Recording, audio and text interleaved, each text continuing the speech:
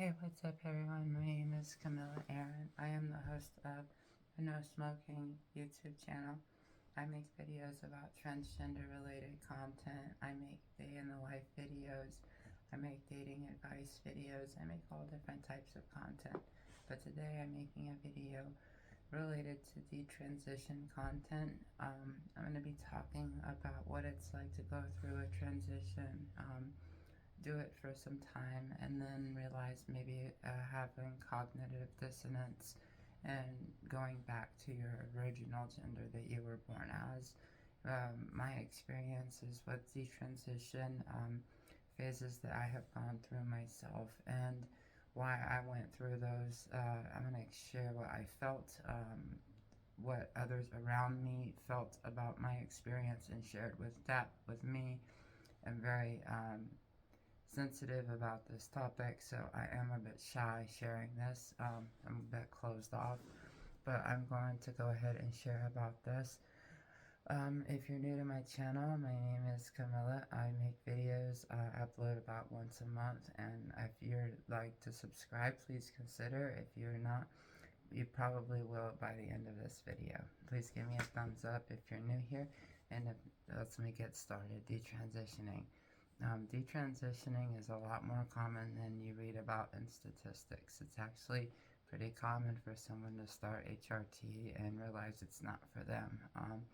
Detransition is, it's a good thing that people can do it, and without having too much physical surgery. Detransition is simple as coming off HRT and going on HRT that is of your natal sex. So if I was to come off female HRT and go on male HRT, I could go back to being a man.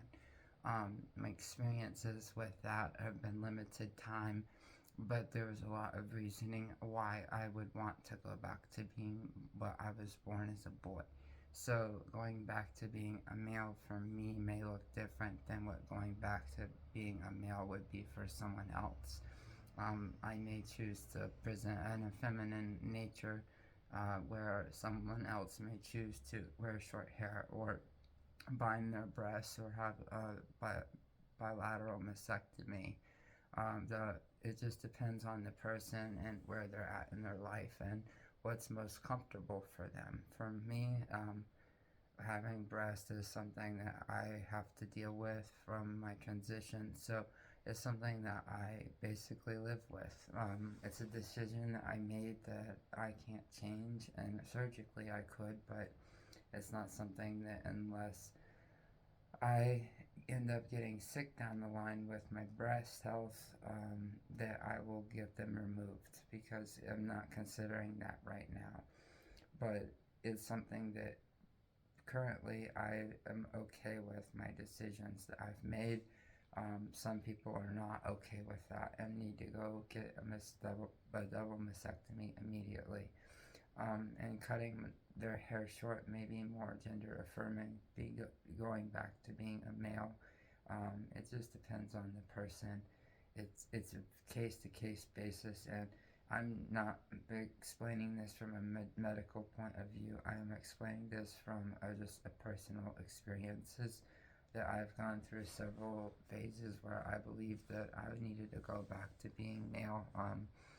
And it was mainly from PTSD, or it was going through an extreme extreme life stress, that will push me to the edge where it's more of a mental thing. And if I'm working with a psychiatrist, or if I've been working with a psychiatrist my entire transition, but if I'm working with a therapist at that point in time, we can assess why am I feeling that way. And I usually have exercises, like writing exercises, that kind of help find the root cause of why am I considering detransitioning. And that I felt this way since I was a child, so I really shouldn't detransition. It's not very advantageous for me. So during my episodes of considering detransition, I will never cut my hair off. There are certain boundaries that I put, like a hard ceiling, that I will never do in the event that I go through a detransition episode. So this is something that I have made explicitly clear to myself during these episodes, I will not do certain things, X, Y, and Z. But I will maybe allow myself to be called by my birth name Aaron only, and only go by Aaron in my friend group, or allow close friends to call me Aaron instead of Camila. It just depends. But it's not something that I share with the world on social medias. I don't even have a Facebook. I don't. I deleted that while going through personal life changes and just having personal space and being away from the world socially, except on my YouTube channel, and I am active on some other socials, but not on a daily basis. So it's nice, just to have privacy, to express my gender however I may be feeling at that point in my life, and not have to announce to the world, hey, I'm this gender today. I only have gone through a few identity shifts throughout my life, and these detransition episodes have been through 2023 forward. Um, these mainly are stress related. I think that most of them are not identity related, they're stress induced, and it causes me to doubt my progress. It causes me to experience gender dysphoria. It causes me to want to revert to what was comfortable. It causes me to drift towards childhood trauma. And that allows me to think, well, I was a boy when I experienced that. So I revert to wanting to be perceived as male for trying to address childhood traumas. It's a very complex layers. I can't explain it in words in this video because it's not describable with words to me, my experiences, and I'm sure another detransitioner would not have the same experience exactly as I did. I have a lot of sexual trauma as a child, and I have a lot of sexual trauma as an adult, so there's, sometimes that trauma can affect me as a female and make me not want to be a female because of the sexual trauma of looking like a pretty girl at any age in my life, and that frustrates me because of the way that I've looked my entire life. And this is not boasting or me being arrogant. This is just me being self-aware that I have been blessed with a certain gift by God to have a decent pass. And my experience in transition, I had to have very minimal work done to get where I had got in my transition. And thankfully, I had not been born so tall and born with small frame.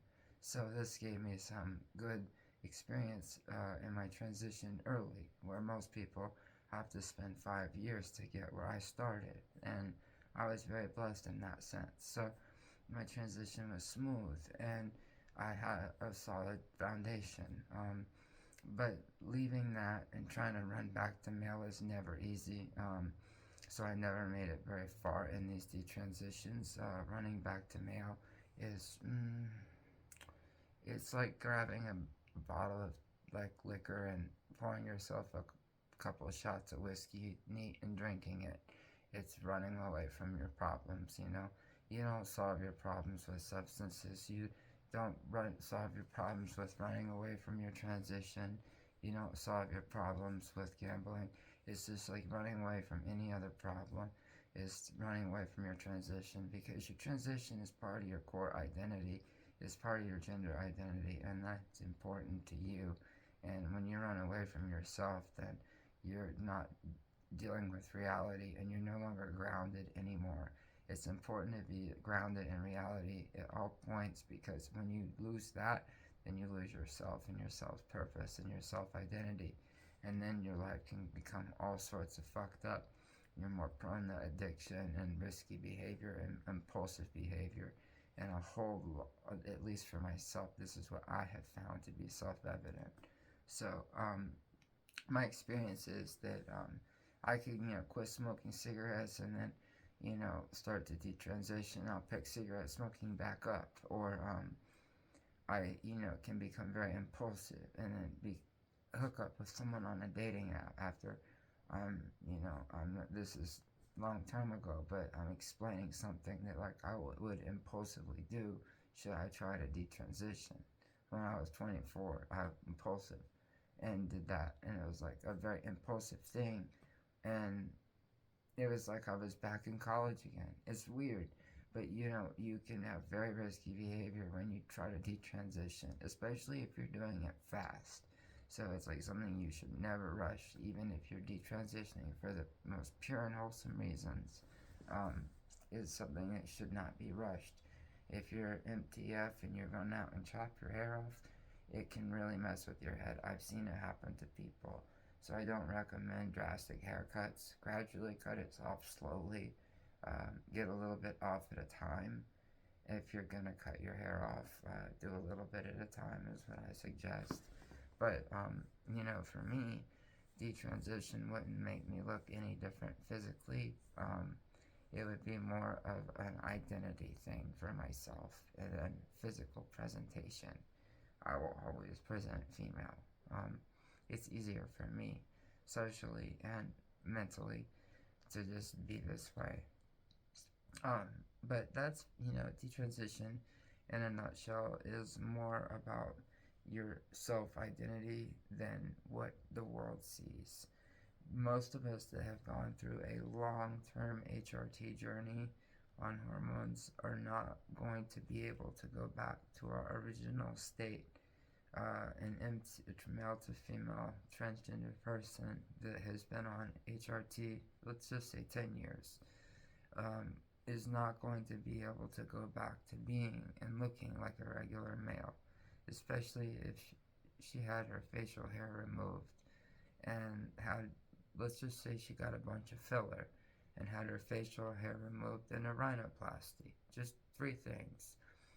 And she had grown breasts and had good fat redistribution and under 5'10".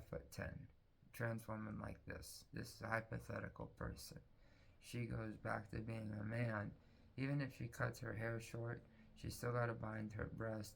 She's still gonna look like a butch female. There's no way that you can make her look masculine again until she starts taking testosterone, but she's probably cooked her facial hair permanently. It's a hard thing to reintegrate back to being male. It's nearly impossible. And if you already have a petite body structure, your muscles and your tendons have changed, and if it's over a decade in transition, you more or less have permanently altered, and you've had pelvic tilt changes. I mean, there are so many things that have occurred in long-term transitioners that there is no going back. And if you've had a sexual reassignment surgery or breast implants and things like that those type of breasts are real hard to bind. I mean, and if you have a vagina after you can't have a penis again, and I mean there's no rebuilding a penis after you've had GRS from male to female. I mean, there's nothing to work with.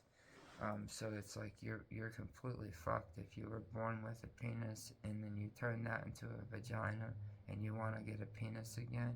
You're completely screwed. So it depends on how far you've made it into your transition, how many surgeries you've had. Like if I really wanted to be fully male again, like physically, I could probably do it. I maybe require some physical work on my face, and my breasts would have to be removed. I would have to be on testosterone for a couple years. It would be very difficult for me. I'll also require my Mullerian tissue to be cleared out. So I have persistent Mullerian duct syndrome. So I was born with a uterus and fallopian tubes. I have XY chromosome, but my testicles did not properly descend, and I was born with a partial female reproductive system. And it's a very rare intersex condition, but I would need to have that removed as well. I have the BRCA2 gene, so my mom has breast cancer currently, and I'm genetically predisposed to the same cancer she is, so I'm already considering getting those parts removed because it spread to her pelvic area, and I do not want to have that type of cancer when I'm older. So I'm considering getting my breasts removed and getting implants. And what's beneficial is I always wanted smaller breasts. HRT caused me to grow big breasts, and I always have wanted just B cup breasts, not bigger breasts that I have. And I've always preferred the smaller breast. And when I outgrew that size, I get a lot of unwanted attention from them. So it's something that when I get my implants, I can go down a size. So that there is benefits to it. It depends on how I look at it. And I just wanted to share a few things with um, my audience that mean something to me. And my mom and dad are going through a lot right now. My family has, my mother has breast cancer, and because of that, it's affected me personally on a personal level that I never knew was possible. In fact, it's changed me. It's forced me to mature quickly. It's forced me to look at life differently. It's made face more. I'm facing the fact that life is short. It's not forever, and I guess for the first time in my life, I realized that life isn't forever. It's truly finite, and I'm looking through the table of contents to show you something. Bear with me one moment. I do apologize for this, but I want to share something with you. And my eyesight is very poor, so I've got to get new glasses.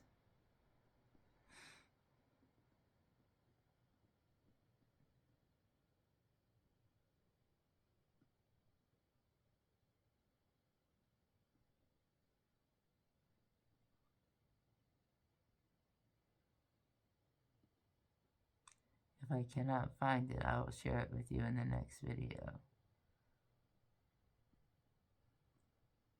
Okay, here we go. Bear with me one moment. Yeah, I'm almost ready. So I'm going to show you. This is not a Bible that I use very frequently, but it should work.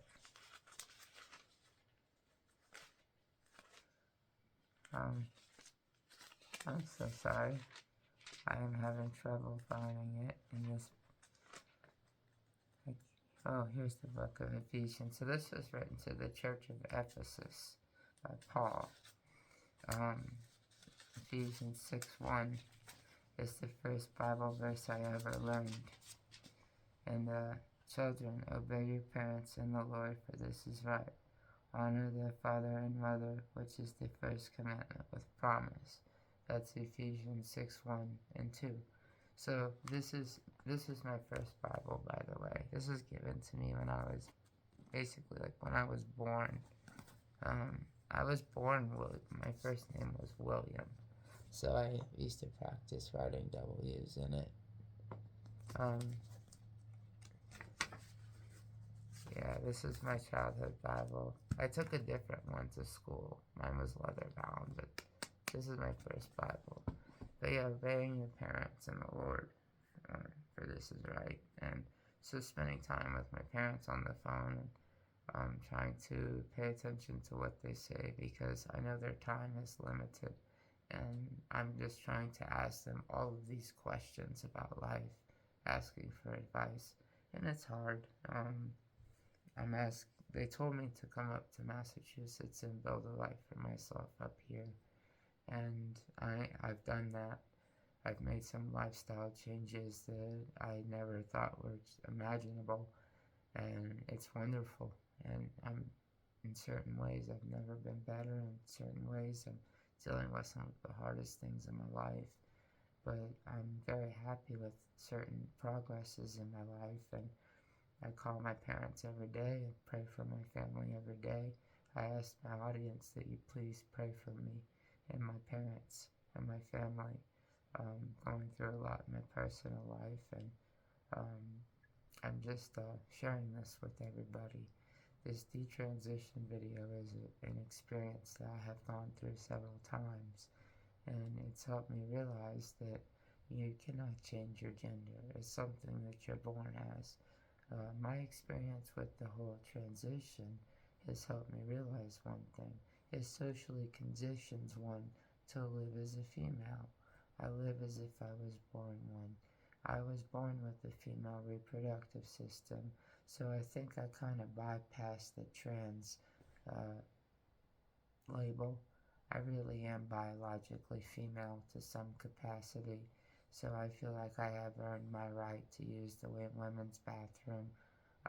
But on certain things, I would never want to go into a women's changing room. Even after sexual reassignment surgery and having a vagina, I would not go in one. There's just certain things I would not do out of respect for women. There's just certain things you don't do. There's certain things you do. And it's like, bathroom, just going into stalls. You can't see people. You just sit down, you pee, you go, you wash your hands, you leave. It's not anything personal. You don't see other people except coming in and out of the stalls. It's nothing up close and personal. And I think if you look like me and I was to walk in a men's bathroom here in the United States, it would cause issues. And I've tried it one time just to see what would happen. And I nearly got kicked out of a Walmart for it. So I can't use men's bathrooms. And I'm just trying to explain why passable trans people should not use the gender that they were born as bathroom. That's just my explanation as to why. But if you've watched this video, just understand I'm not someone who's saying you could change your sex, but I am trying to say we do live and are socially conditioned to the point that it's as if we were born that way for all intents and purposes. You can date us, but you're not going to be straight. You're going to be bi if you date someone like me. It's an interesting experience, and I guess you could consider it an acquired taste. Um, it, you have to be a special person to date someone like me, because I'm a special person, and I think that makes me uniquely beautiful. And I feel like in the eyes of God, I was uniquely created and wonderfully and beautifully made. But I hope I've earned your subscription. Give me that thumbs up, please. I really need it. Give me a comment down below. Let me know what you thought about this. I was very nervous making this video, like very anxious. I'm all closed off the whole time. Like I don't even, I'm shy sharing this, but it's very personal, and I am dealing with some traumas that I dealt with when I sharing this, so it's like, that's why I'm so reserved. But anyway, I hope you enjoyed it. I'll see you next time.